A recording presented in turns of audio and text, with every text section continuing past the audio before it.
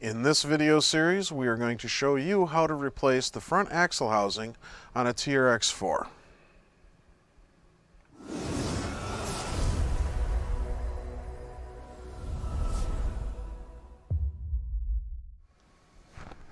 Okay. Excuse me. Sorry. A little frog in my throat or something. Step one, of course, we're going to remove the body.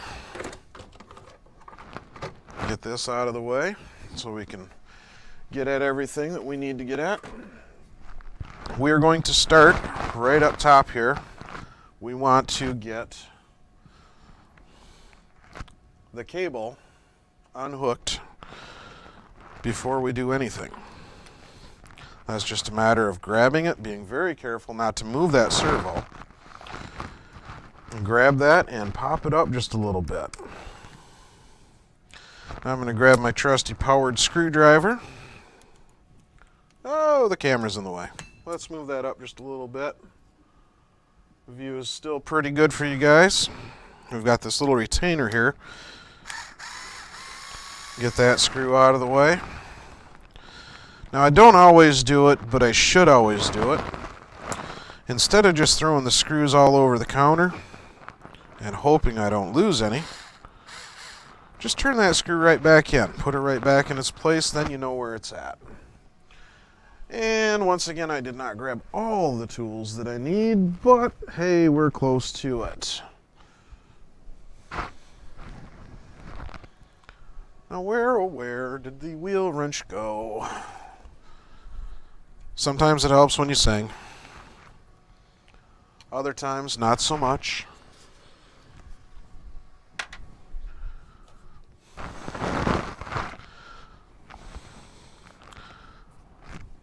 The joys.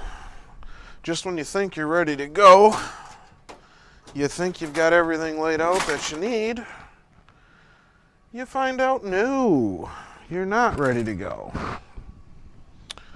But we're going to go for it anyways. You know, I could throw this up in post-op, I could cut it, but no. We're going to go ahead and just keep right on rolling. This is definitely not my preferred wheel wrench, but it is the one that comes stock from Traxxas, and it will get the job done. Okay, I'm going to pop the tires off there, and again, I'm going to try and form a new, better habit of putting the fasteners right back on, as long as they're not going to be in the way. Now, with the front axle, while you're in there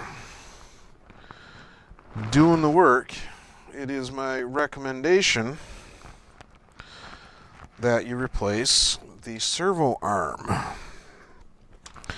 You can see with the arm being right here, let me get that up for a better view. We flip that over, it's kind of tough to get in there and replace that arm without taking quite a few pieces off. So I'll get that part number up here for you guys in just a minute. I actually still have to grab one off the wall because I'm going to do that on this truck. Now we're going to start, I like to just start by dropping the lower links. Of course, the powered screwdriver definitely comes in handy for this.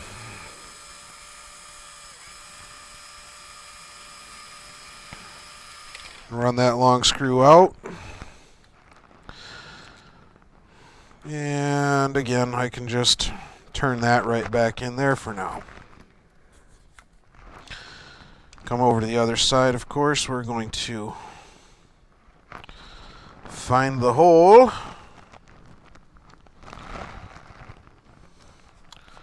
Being very nearsighted, sometimes it does take me an extra second.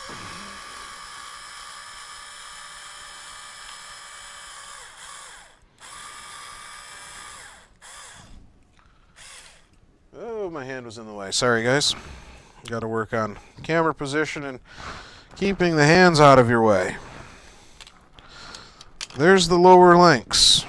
I'm going to slide that screw right back in there. Now, you'll see the drive shaft doesn't quite want to pop out of there just yet, which is to be expected. Now we're going to reach down, we're going to grab the panhard. That's this forward-facing screw. We'll back that out. Ah!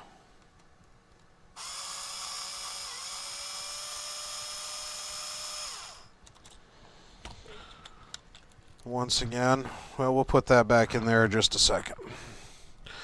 We'll turn her up on her side here. We'll get the steering link off the side.